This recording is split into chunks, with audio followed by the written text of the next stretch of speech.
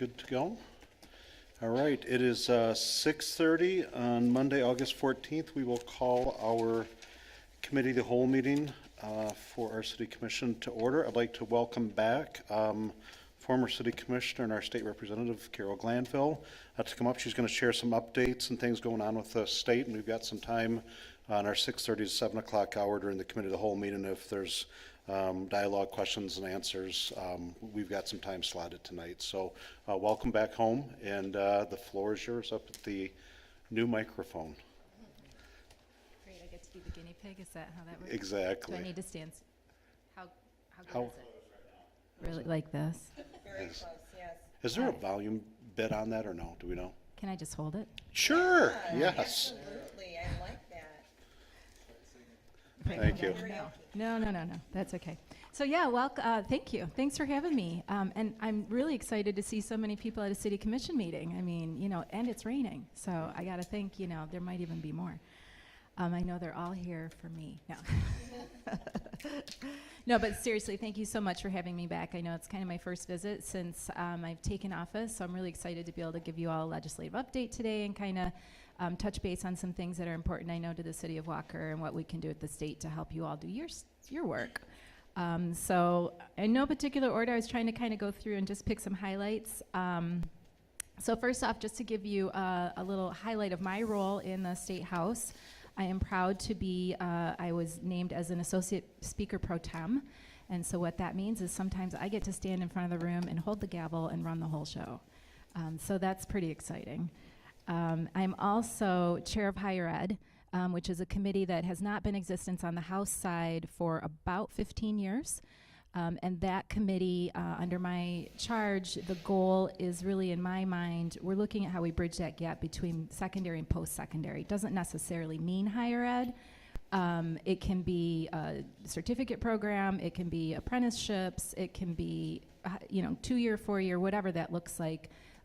Not just for our kiddos transitioning, but then also how we pull folks in who maybe have dropped off or need to do some finishing and things there. And there's a number of programs at the state level that support that. Michigan Reconnect is quite popular. That is a program where if you have a high school diploma or GED and if you have not gone to college, you can go for free starting at age 21. So if you've got that gap, we're trying to get people back in. And then this year, new to the state, also in the budget this year, is the Michigan Achievement Scholarship. This is for every single graduating student starting with 2023, so starting in the spring, but then it'll really go into full effect, with this year as people become more aware of it. But that is up to $5,500 annually for students, depending on what type of school they attend, whether that's a 2-year or 4-year public, private. It's kind of on a sliding scale. The less you attend, the lower the grant. So up to a full 4 years, you can get up to $5,500. And that is not need-based. That is for any student who fills out the FAFSA. Many of our schools are stepping up after all the financial aid comes into play, including Michigan Achievement Scholarship, and then kind of writing off the rest of their tuition. So this could be a real game changer for kids going to college. So excited for that. Along with the higher ed chair, I have been named to the Midwestern Higher Ed Commission, which is a coalition of states that are working on higher ed policy, affordability, and things like that. So I'm a part of that. And then also on the National Council of State Legislators also has a higher ed committee that I've been assigned to, along with 26 other legislators across the nation. So really looking forward to the work we can do in advancing higher ed and getting folks into that training circuit. And filling in some of our workplace needs, and then just getting people good solid living. So in addition to higher ed, I sit on the K-12 committee, as you know, or you maybe remember. Education is my passion. It's what I did professionally, so excited to be on both ends of that. I'm also on the health policy committee, the behavioral health subcommittee, where we're really focusing on that mental health piece, and then I also serve on family, children, and seniors. So those are my committees. A little bit less formally of interest to Walker, I sit on the Municipal Caucus. So this is a bicameral, bipartisan group of legislators who have background experience in municipal leadership. And we come together and talk about those issues that are important to our municipality. So please reach out to me if there's legislation you're hearing whispers about or shouts about. One of the big things we were working on, we discussed this spring, was the rezone or the mining piece, which of course has huge implications here in Walker, and I'm pleased that we were able to kind of put the brakes on that. But stay tuned, because I'm not sure it's completely gone. I'm hoping. But that is just an example of how we as a caucus can help influence, the legislation that's coming down to the benefit of our cities. So, what I really enjoy most about my job, you all know me, is just really connecting with the community. So, recently I got to visit our Boy Scouts. I was at the ribbon cutting for the county commission building, got to talk to a bunch of folks there. Just going around and doing the ribbon cuttings for various businesses, visiting places, getting the tours, all that. So, of course, anybody who, is interested in meeting with me, or, if you maybe get this information a little bit more than I do about business openings and events and things. So always happy to join in and lift up, all the good things going on here in Walker. We have quite a reputation, to be honest, as one of the places that's really growing. So people kind of have their eye not just on Grand Rapids, but in particular the city of Walker. So kudos to all the work that you've been doing. So excited about that. Moving on to legislation, we had a lot of big wins there at the beginning. We were really focused on democratic priorities. So of course we were restoring workers' rights. We increased the working families tax credit, repealed the pension tax, getting some money back in folks' pockets directly. Of course, the common sense gun reform, which was on the docket but got moved up, with the whole shooting in Michigan State, and I'm pleased we were able to get those 3 bills across the line. And then expanding Elliott Larson, which makes us a much friendlier business state, right, for people to come and stay. We have a population problem in Michigan where we are losing, so the more we can make people feel welcome and keep them here, the better for us, for our cities, for our business climate, and everything else. So big priorities that are really, for the most part, supported across party lines, and really just demonstrate that Michigan is, here to stand with our individuals and our residents and citizens and help them, live their best life. My first bill passed in May, I think it was, and that was House Bill 4124. It was part of the sexual assault package that came as a result of the Larry Nassar case. There was a commission that came together and made recommendations on how we can help avoid that kind of incident in the future. My bill in particular makes it a crime to intimidate somebody into not reporting. So what happened was, people went to coaches or others who should have been reporting what was happening, and they were told things like, oh, are you sure you want to do that? This could blow back on you, like kind of trying to set them, so that they wouldn't report. So that is now a crime here in the state of Michigan, and proud to have my name on that bill. A couple other things that I've been working on that'll be coming up hopefully this fall as we get out of some of those really big policy pieces and into some of the more smaller kind of technical things. A couple of veterans bills, one that has to do with voting for our overseas veterans and their families, their ability to return their ballots electronically. And then also, did you know that if you are an active duty military member and you are called for jury duty, you are expected to report? And everybody we talked to said, what? So if you are serving somewhere else in a different state and you get a jury notice for the state of Michigan, you are not exempt from serving. So we are working on that bill, and I've had a lot of bipartisan support on it and hoping that will pass soon to just, so that our active duty military members can just step out of jury duty when they are not in the state of Michigan. Another bill that I had passed recently through the House, we got to get it through the Senate, is Michigan New Jobs Training Program. It's a sunset extension that, again, is a higher ed piece, really popular program that allows businesses that are creating new jobs. They partner with our community colleges for free training for those jobs. So again, as you're looking at expansion here in the state or in the city of Walker, we've got a lot of that new manufacturing and automotive and advanced manufacturing going on. If there are jobs there that people need training for, they can partner with local community college to put them through customized training programs for free. Also working on a tool and die sunset extension that came out of working with some of our local die companies to help ease their competition. There's a fair amount of competition just even with Windsor, with Canada. The way that the government in Canada handles business, I'm trying to think of how to say, well, won't get in the weeds, but anyways, it's a little bit easier for the tool and die companies in Canada to to do their business and the way they receive payment, and so that sets us up for quite a bit of competition. And so this tax rebate that's been in place for our set to sunset, and we're looking to extend that to continue to keep them competitive.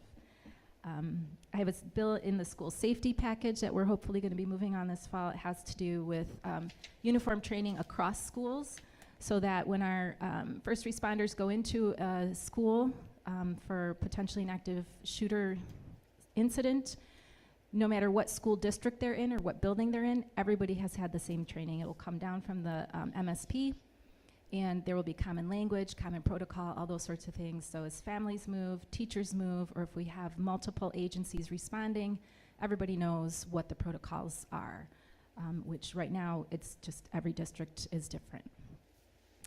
And then finally, something that I'm working on has to do with expanding requirements for where AEDs might be. So those are the electronic heart device, what are those called? Thank you, defibrillators, yes. So getting defibrillators into more places as a requirement. So working on what that might look like.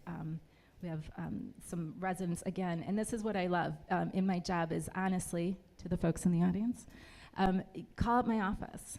I talk to individuals, I talk to companies, I talk to city leaders. If you have a bill idea, bring it to us. You never know. The jury duty bill, that was a concerned parent who said, my daughter isn't in, why does she keep getting these jury duty announcements? And we said, oh, that's crazy. How can an active duty military member be expected to, serve on a jury? And we found out that it's not crazy. so we're writing a bill. So that's the beauty of our democracy, right? Everybody gets a voice. So a couple of other things that aren't as formal as legislation, some resolutions. Of course, I supported Older Michiganians Day. Really excited, upcoming. You might not be surprised to hear I'm supporting a resolution for Trails Week here in the state of Michigan. So pleased about that. Session returns after Labor Day. So we are currently in our summer session where we're working mostly in district. We go back to our regular schedule, which is Tuesday, Wednesday, Thursday, in Lansing right after Labor Day. And stay tuned. Not 100% sure what all is going to come down the pipeline. I have heard rumors of a supplemental, which means there might be a little bit more budget money available. If there are any projects that I need to hear about, let me know. Speaking of budget, really excited about our ed budget this year. For just my district, which is Granville, Walker, and the northwest side of Grand Rapids, we gained $34 million in funding for our public and charter schools, which includes $1 million to mental health services, and then, of course, the expansion of breakfast and lunch, free breakfast and lunch to roughly 13,000 students. So a real significant difference in the amount of funding, per pupil funding, and then for a number of special some of that includes funding for special ed, non-traditional students for ELL and things like that. So really excited for that. In the higher ed space, Grand Valley has traditionally been underfunded. There are 3 universities that have been underfunded, Grand Valley, Oakland, and U of M Dearborn. They were all brought up to base funding level and then received a 5% across the board increase, as did all of our public universities. So they're all up in their funding as well. Additional district investments, I was able to bring home about $60 million to the district. Part of that funding is in the new fire department. There's 2 fire stations going in, and then of course the training facility here is part of that.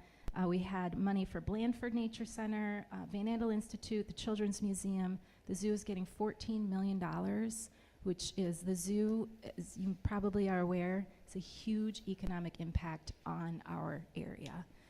The money, the visitors that come, the business that has grown up around there.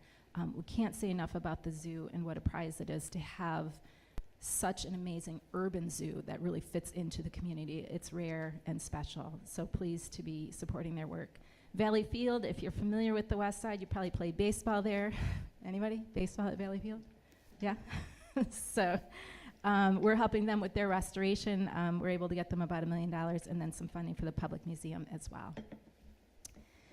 So a couple other things coming up that I just pulled out that would be of interest, I think, here in Walker. Housing incentives. Of course, housing is an issue across the state. And I know we have a developer here this evening. But the housing incentives that are coming up, we have a number of new economic development tools that have been signed into law and were part of the budget, including some TIF incentives, transformational brownfield redevelopment, other things. The Lieutenant Governor is going to be here on August 24th with a press conference and discussion around that. If you would like to hear more about that program, Josh Lunger and Brooke Osterman over at the Chamber are hosting that, so please get in touch with them. I think it would be really, it's very relevant, obviously, to the development we're doing here in Walker. And I had a great sit down with them and Grandville just last week talking about corridor development strategies. So again, I think it would be really, I highly recommend you getting in on that conversation and hearing a little bit more about that whole package of tools, because there's a lot of parts and pieces. So, and then the last thing here, I don't know if you are aware of House Bills 4274 and 4275. And these are the bills that will create a revenue sharing tax fund and then provide for the distribution of sales tax into the overall revenue to the state. So there's no increase. We're just shifting money from the general fund to the new revenue sharing fund so it can be stabilized. And so as an example, under the formula that's been proposed, in fiscal year 24-25, it would generate approximately a little over $600 million to the fund. And we had an initial hearing on those bills in June with significant input from MML, the townships, the counties, all the interested groups, all the stakeholders there. We're hoping to get it on the floor this fall and get that through. And speaking of which, of course, in the budget this year, we had some historic revenue sharing funding. Unfortunately, it was one time and not recurring, so we're hoping we can get that done with this revenue sharing fund. And as a final note, for anyone who's interested, my coffee hours are going to be on the first Fridays. And the next date is September 1st. I'm not sure where we're going to be, but watch for that. And I have really enjoyed being at POPs quite frequently, so hoping under new ownership there we can continue to enjoy their hospitality. And I did bring these cards. These are legislative update cards if anyone's interested. There's some in the back of the room that talk a little bit more about some of the legislation I've been a part of in my committee work. So that's all I got. Thank you, Representative. Questions? It's a lot. I know. And It's that a was lot. just It's like good. the overview, right? So yeah, any questions or I don't know, points of interest? Commissioners, coming left to right.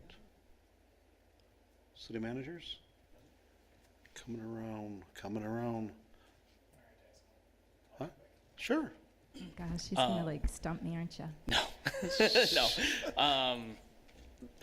Hearing that there's a lot of new money into higher education, I know something that's been talked about for a long time is how to find long-term sustainable funding to support increased investment into that.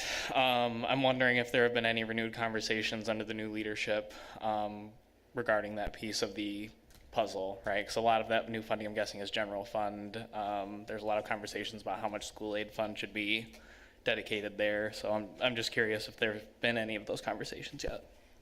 Yeah, definitely. I mean, I think we wanted to get in and just set the base this year, but then what that looks like, and I think you're going to see that coming out. So I'm hoping my engagement with these commissions too will bring some new ideas to Michigan.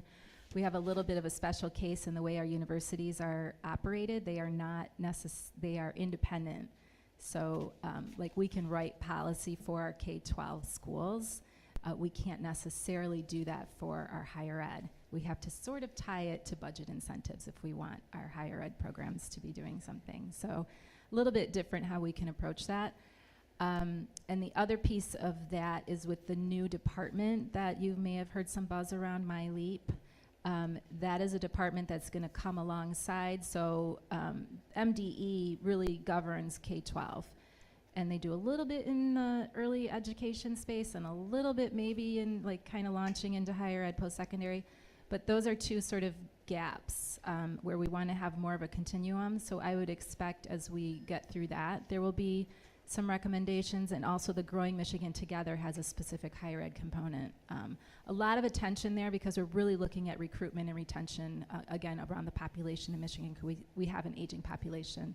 And so we are looking for ways to help people move to Michigan. So yeah, but I can get into that more with you as those things kind of gel out a little bit into next year.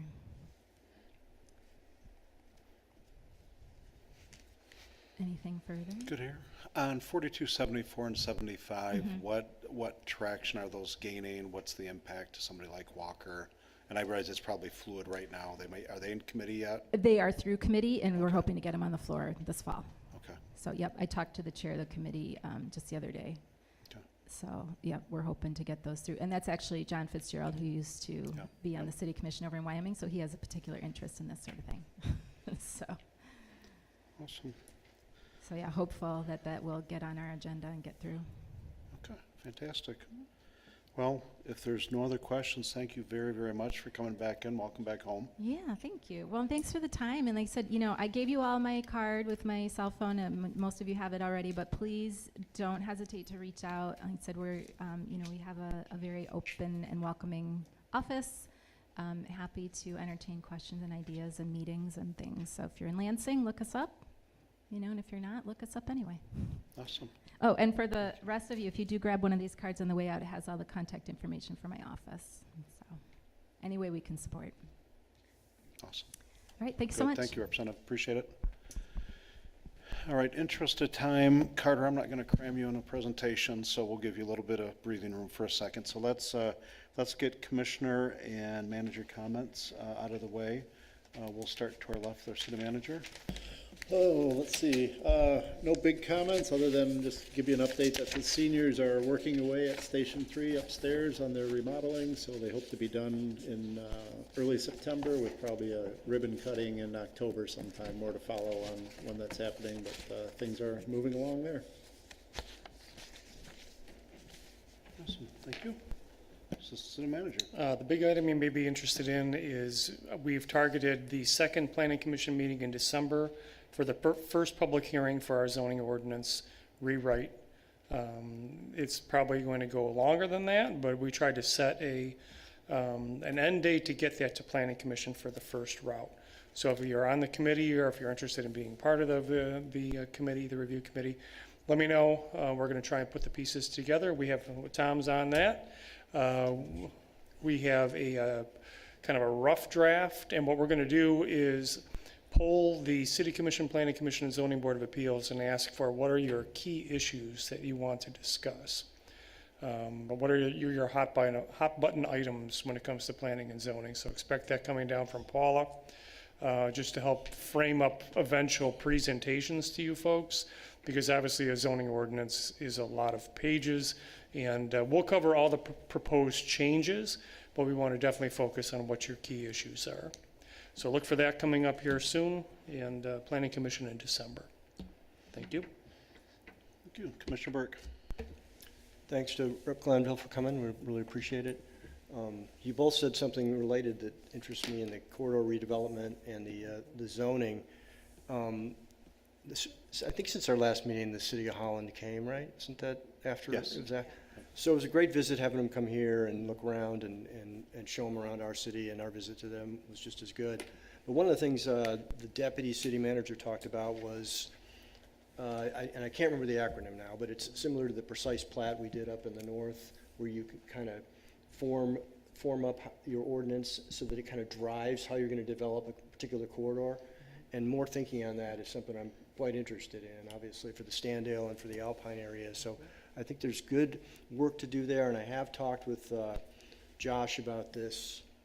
I don't remember where. So there's some momentum coming together for some of those kind of creative things for us to maybe start designing with a vision towards the future, what we want to get in some of these key corridors going into the future. So I'm excited about that. Thanks. Well, thank you. Commissioner DeShane. I just want to thank Carol for coming. Carol, thanks for the update. It's good seeing your face. Commissioner Chase. We had the Holland City Exchange, and I think that the Holland commissioners or council members learned a lot about the city. And we just had a public safety subcommittee with the fire before this meeting, and I was the alternate there, but Commissioner Burke and Babcock were there, and I think that it was very successful and got a lot out of it. Outstanding. Mr. Groders. I was able to attend the Holland visit here as well, and just wanted to say kudos to Nicole for all of her organization and putting things together. I think everything went incredibly well. Really appreciated the air-conditioned bus. But that was a really good day. I attended the last concert in our city park on last Thursday night, and it was a very good concert. It was a beautiful night. It was perfect, and it wasn't as well attended as I had hoped, but the people that there had a really great time, and I appreciate the public safety presence there. It was noted that we had folks just around there. So thank you, Chief, and glad that you could be there. That is all. Awesome, thank you. Commissioner Babcock? Not much, just thanks Chief Felton for putting together the presentation today for the Personnel Committee, and also to the Parks and Rec Committee for their silver sneakers and inviting us to walk with them every Wednesday. It was a lot of fun wrapping that up. Their last time was last week, which I missed, but I made it to 5 of the events with them, so it was a lot of fun spending time with that group. Good stuff. Commissioner Gilbert? Madam Clerk? As mentioned at the last City Commission meeting, we will be having a special election on November 7th.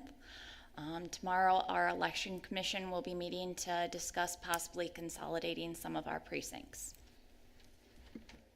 Which probably makes sense for a special election and what's going to be ridiculously low Right. turnout. Exactly, and it'll also help with cost. Yep. Okay.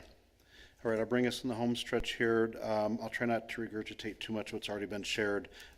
Yeah, thank you again, City of Holland. I think to our city staff, I see Captain Hugo back there. I know she filled in for Chief Manco, Chief Pelton being around as well, our city staff that hosted us in the different departments and the Ice and Fitness Center.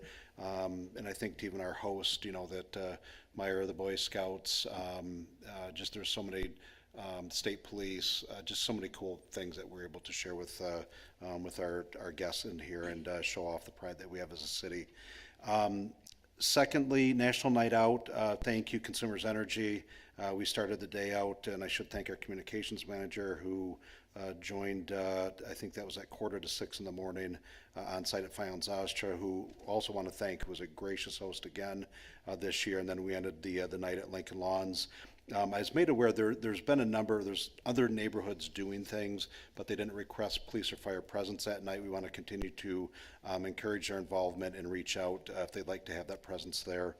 I attended a conference last week, Mayor's Innovation Conference. I tied it to the back end of a business trip, so saved the city. I don't have any airfare or travel, just the hotel for those couple of nights. A lot of great discussions with, we had about 35 to 40 mayors and other elected officials there.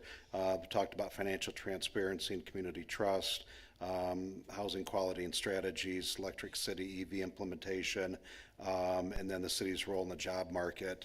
We also ended one of the nights with a innovation workshop, which cities get up and talk about all the neat things they're doing, and there's 5-6 cities you have to apply and then get put on the list to be able to do it. So really good. I was already warned not to come back with a long list of things that we wanted to do up here, but I'll shorten the list and get it to the city managers for the weeks out.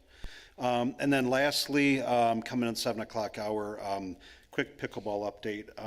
We hit a kind of a negative crescendo over the weekend with I think we've shared before the neighborhood impact that we had. We as a city made a mistake in putting pickleball courts right next to some houses back in City Central. That's been ongoing for a couple of years, and seeing how we were the only city that did not close our parks during the pandemic and kept our parks open, that had pickleball courts around here, we had a significant influx and impact, and it was nonstop. And we made a very negative detriment to our neighborhood back there. We're in violation really of our own noise ordinance with that taking place because of the echoing of the ball off the cement walls back there.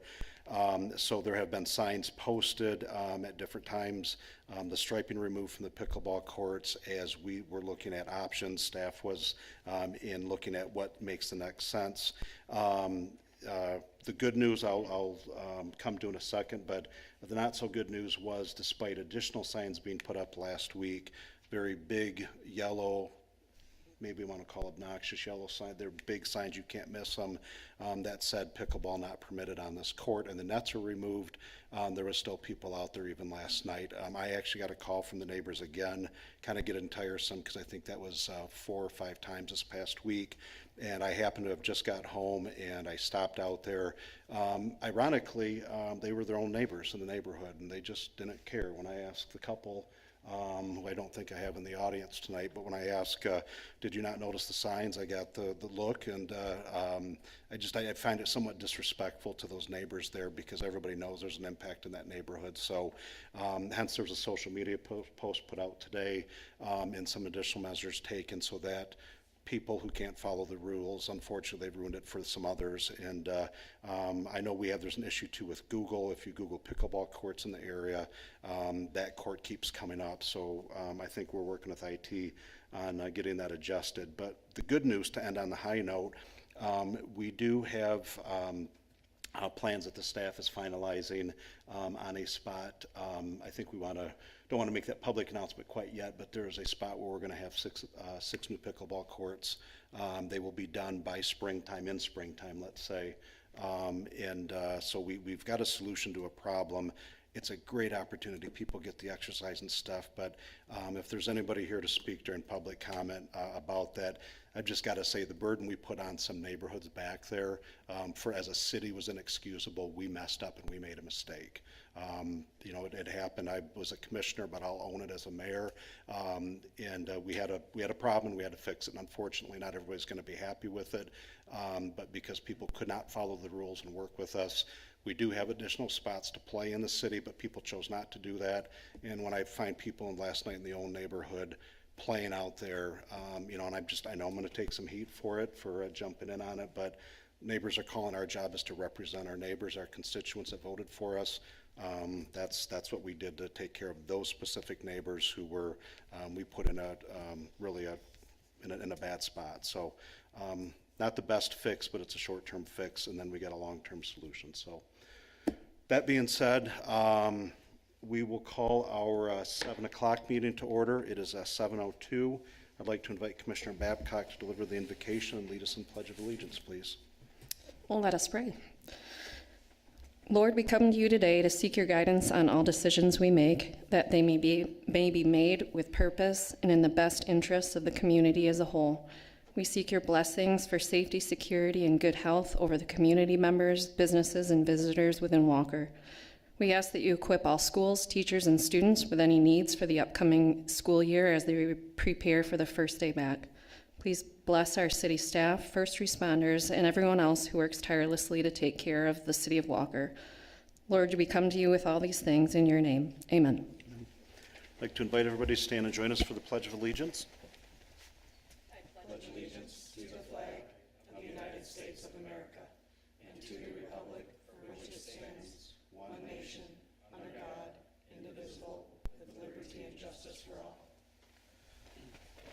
Thank you all. If I could please ask our clerk to call the roll. Mayor Carey, Present. Commissioner Gilbert, Commissioner Babcock, Present.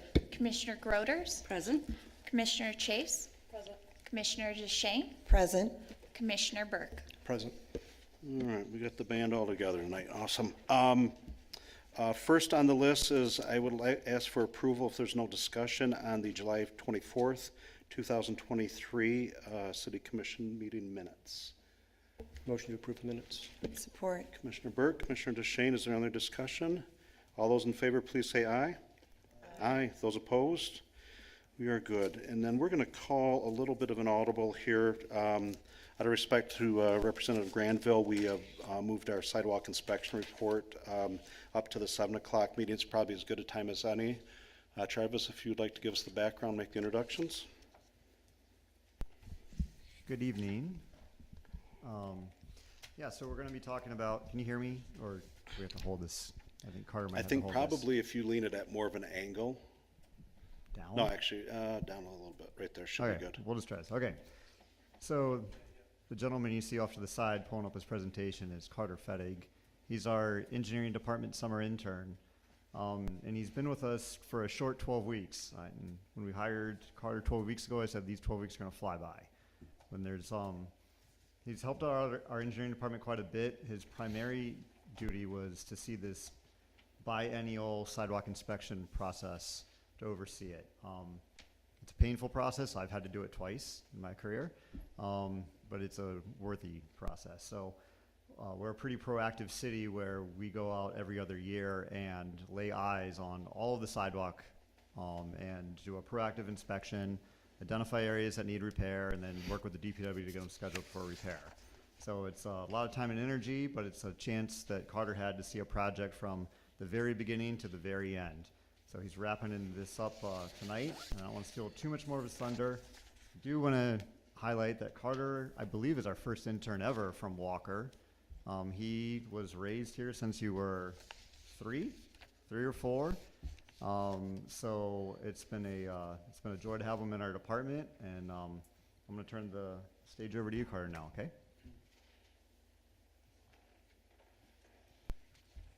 Thank you, Travis. All right, so let's talk about some sidewalks. Can you guys hear me? Yeah. Okay, awesome.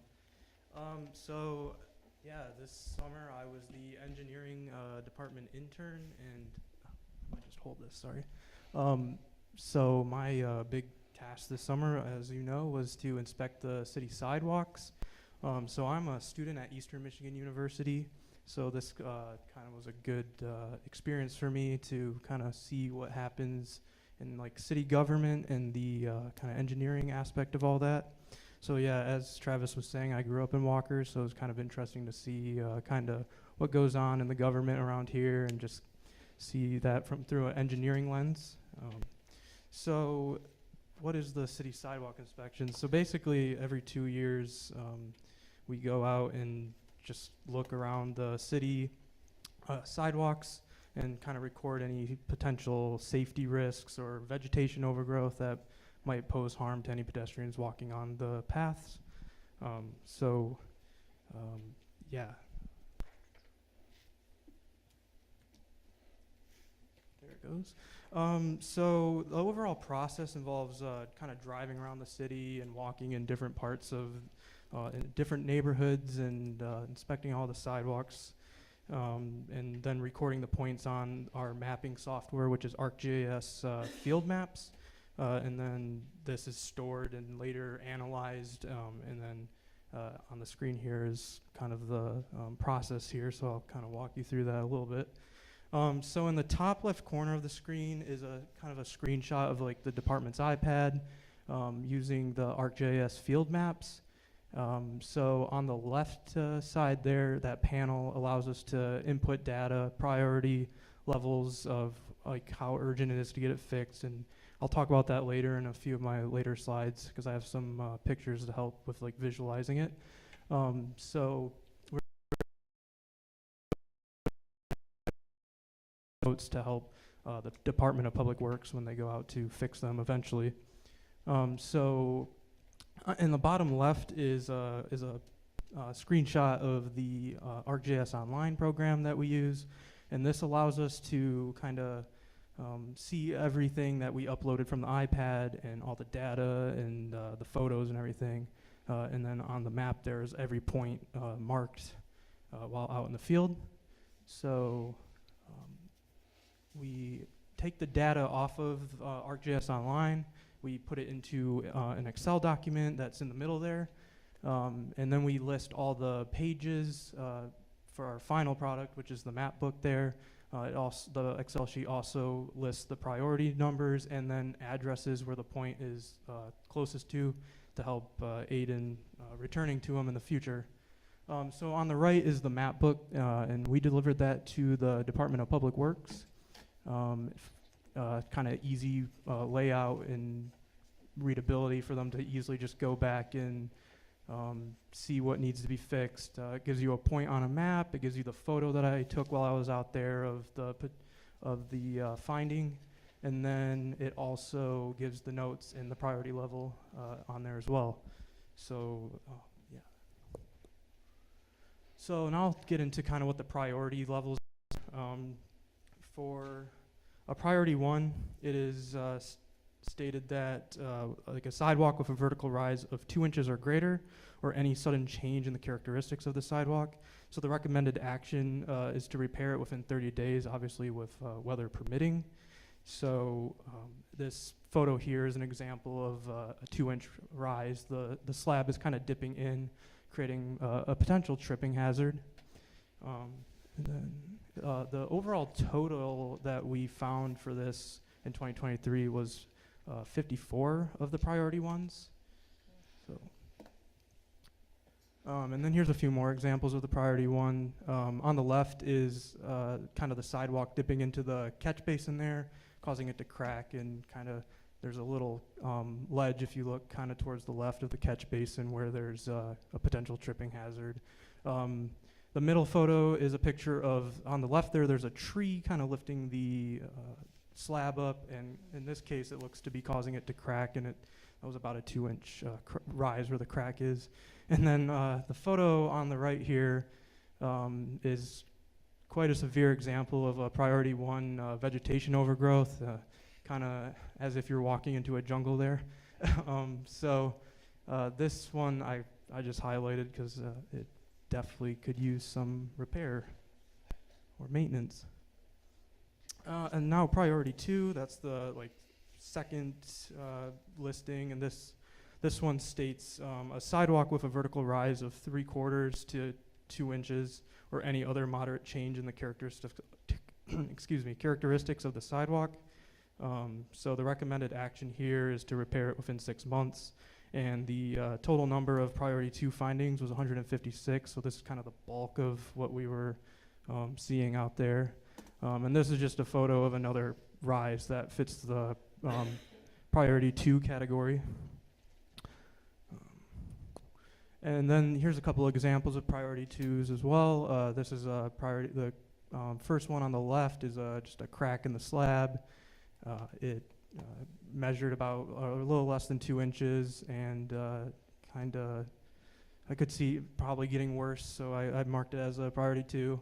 The middle picture is a priority 2 vegetation overgrowth. You can kind of see the plants kind of growing over the sidewalk there, kind of blocking off like half the sidewalk, which isn't ideal. And then the last photo is just another raised slab. And then priority 3 is any sidewalk sections with multiple vertical rises of 1/4 of an inch to 3/4 of an inch in size, or any other slight change in the characteristic of the sidewalk. So this is basically just kind of a long stretch of sidewalks that need repair, that aren't too major, and we kind of highlight that to come back. It's recommended to come back in a year, so to see if it needs any work by then, if it's gotten worse or anything. So the total number of priority 3s is 7, which is the lowest of the priorities that we found. So not too bad there. And the photo here is just a picture of a couple of the raised slabs around where tree roots kind of lifted it up. And there's kind of multiple slabs that were raised by it. And then these are a few more examples of the priority 3s. On the left there's a lot of grass growing over in multiple areas on that stretch. The middle photo is just another example of a few raised areas along the stretch. And then the last photo is the same thing, and there's a crack in that slab and there's a multiple of those kind of along where the tree roots are. That seems to be a pretty typical finding, with tree roots kind of raising slabs up. So yeah, in total there was 217 findings this year. And then on the right here is the City of Walker's street map with the data overlaid of the findings. So that kind of gives you an overall view of where everything is located.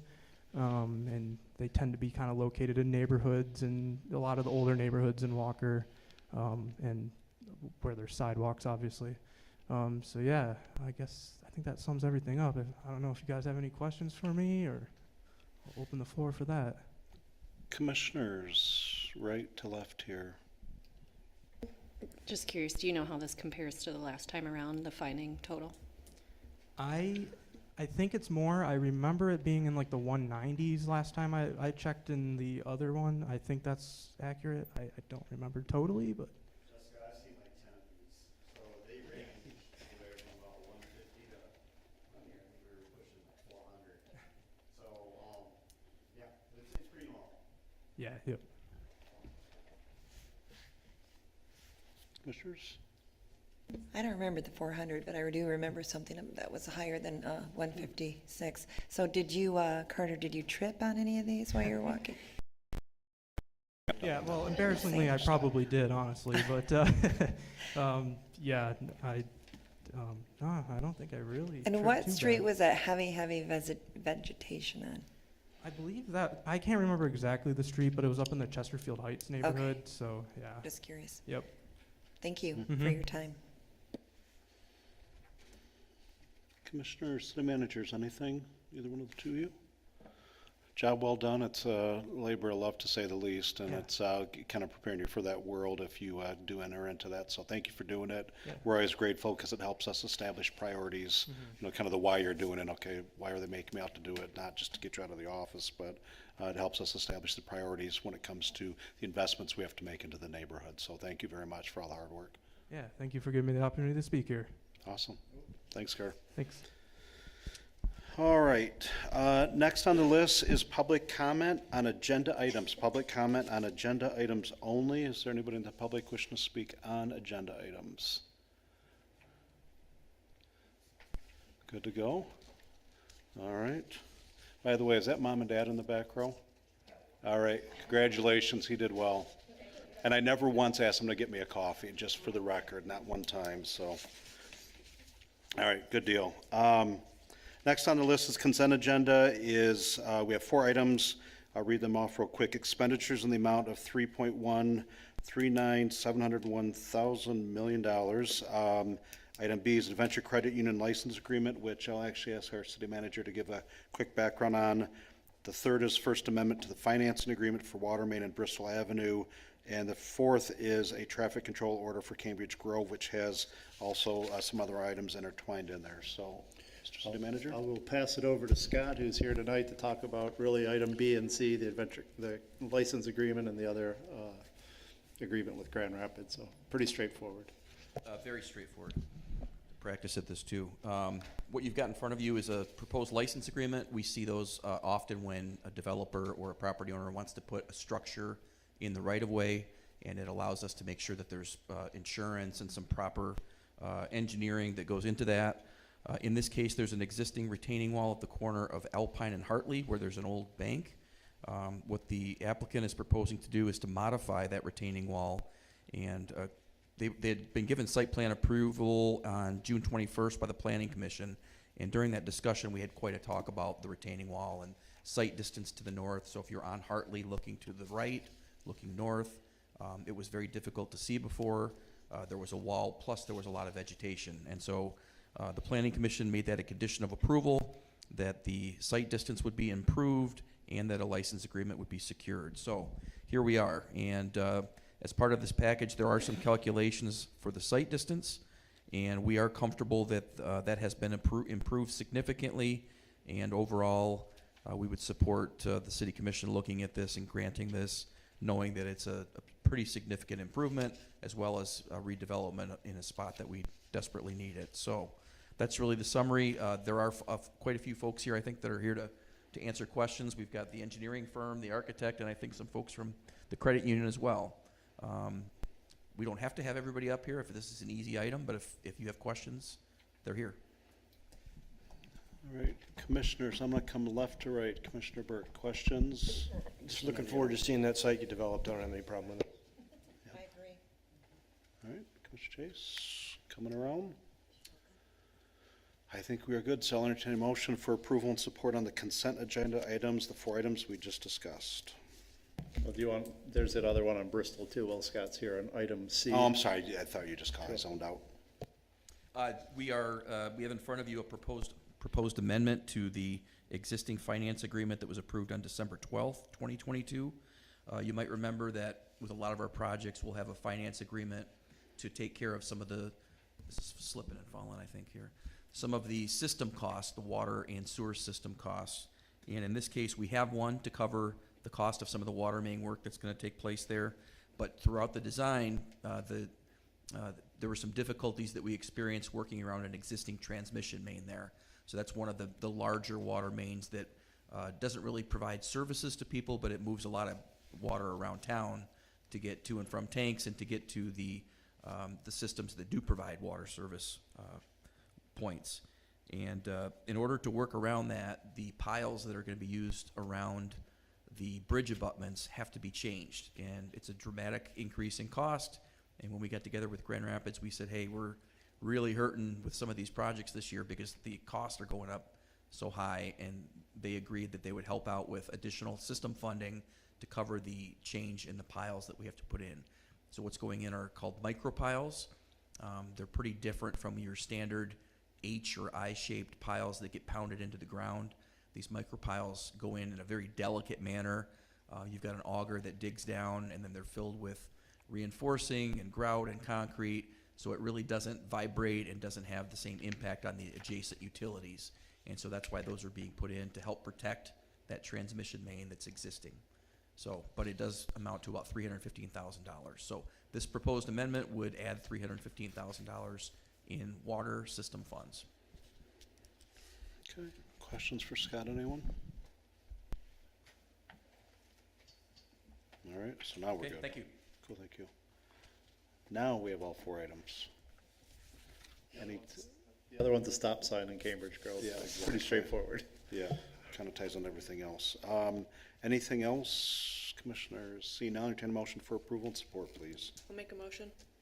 Support. Commissioner Chase, Commissioner Babcock, all those in favor, please say aye. Aye. Those opposed? Thank you all. We're good to go. Next on the list is Resolution 23-676. This is Act 51, a street addition certification, Cambridge Grove Phase 3 development. And Travis, I think you've got this one? Yes. So there's that stop sign we were just talking about. It goes part and parcel.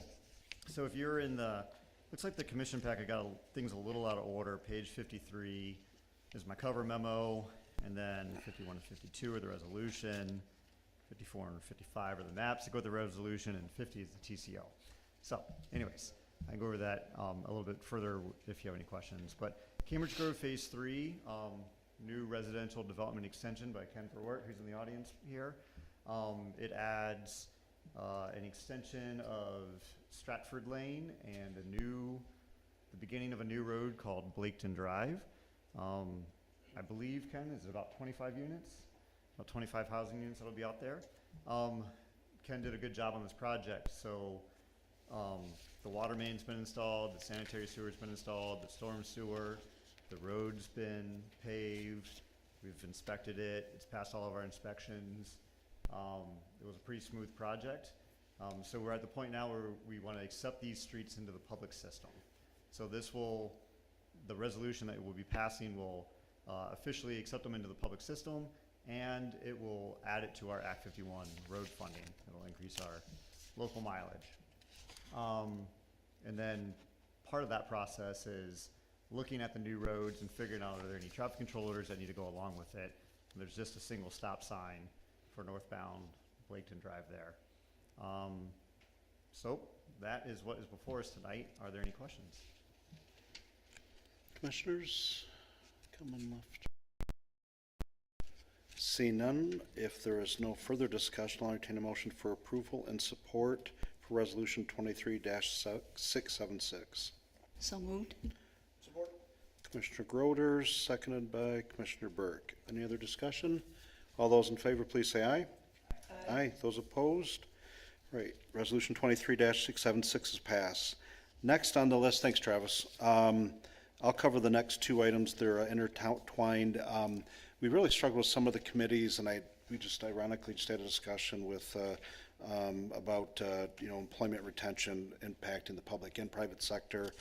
People have different priorities in lives nowadays, and we all respect that. But that being said, the Parks and Recreation Committee had got down to really 3 active members and was not conducive enough to continue to hold it at that as a committee. And then we could look to actually add more people to it, or secondly, because so much of the mission of that group was aligned to the Community Engagement Committee, we had thought it was some discussion. I talked with the chairs of both committees, floated out the idea of actually merging the Parks and Rec Committee into the Community Engagement Committee and taking those 3 remaining members and appointing them to the Community Engagement Committee, if that makes sense.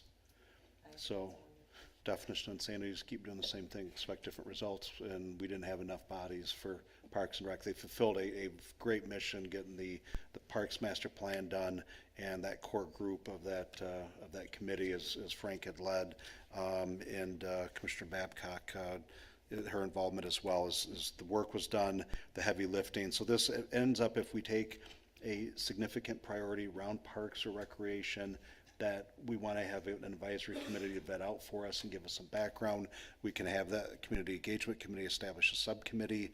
But the thing is, we don't have all of these extras if we don't need them, and I'm about efficiency and combining where we can. So, Resolution 23-677 is to merge the 2 committees together under the Community Engagement Committee, and then 23-678 is the appointment of the 3 remaining members of the Community Engagement Committee, or the Parks and Rec. They'll be appointed to the Community Engagement Committee.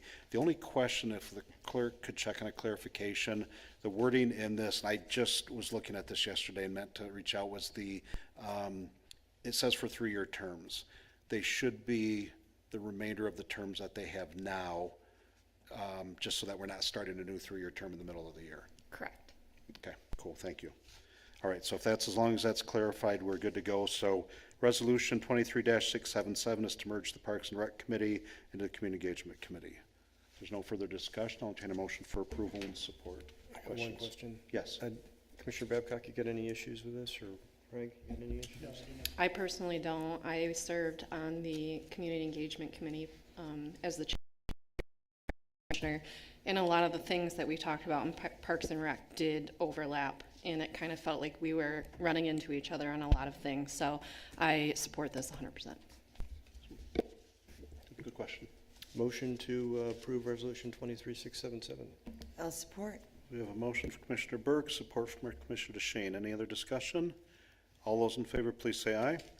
Aye. Those opposed? Right, 23-677 is passed. Next on the list is Resolution 23-678. It's the appointments to the Community Engagement Committee, the 3 members that I had just shared. If there's no further discussion, I'll entertain a motion for approval and support, please. I'll make a motion. Support. Commissioner Chase, Commissioner Babcock, all those in favor, please say aye. Aye. Those opposed? 23-678 is passed. Next on the list is any other public comment on agenda or non-agenda items. Going once, going twice. All right. Commissioner City Manager comments. Once more around the City Manager? Yeah, apologize for the mic. This is our first meeting with the new cordless mic, so it's already on IT's list to adjust the sensitivity to make it, you don't have to be so close. So I think it works pretty well, but we'll get that adjusted. So hopefully by next meeting, that'll work a little better. I like it. The fact that we've got a lapel mic too for different types of presentations that that we'll do in here, whether it's us, it's PD or fire, or whomever. Engineering has groups in here. It's kind of cool. So long overdue. Thank you. Assistant City Manager, Commissioner Burke, Commissioner DeShane, Commissioner Chase, Commissioner Groders, boom, boom. All done. I'll entertain a motion for adjournment support, please. Motion to adjourn. Support. Gilbert, Commissioner Groders, all those in favor, please say aye. Aye. We stand adjourned. Thank you.